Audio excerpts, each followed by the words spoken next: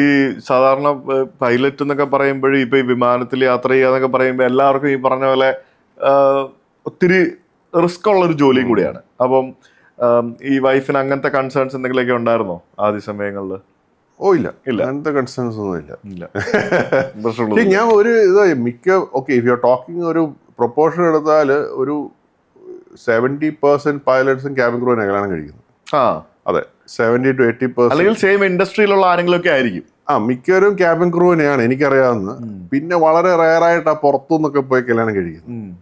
Pilot കപ്പിൾസിനെ എനിക്കറിയാം. അത് ഇന്ത്യയിൽ ഭയങ്കര കോമൺ. നമ്മുടെ അവിടെ ഇപ്പൊ ഫീമെയിൽ പൈലറ്റ്സ് ആയി വരുന്നേ ഉള്ളൂ സിംഗപ്പൂർ എയർലൈൻസിൽ. ഞാനൊക്കെ കയറുമ്പോഴേ 0 ആയിരുന്നു.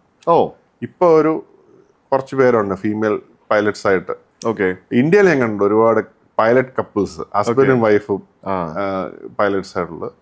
അവിടെ ഞങ്ങളവിടെ കൂടുതലും ക്യാബിൻ ക്രൂവിനെയാണ് അവർ കല്യാണം കഴിക്കുന്നത്. ഒന്ന് അവരുടെ എളുപ്പമായിരിക്കും അവരുടെ ലൈഫ്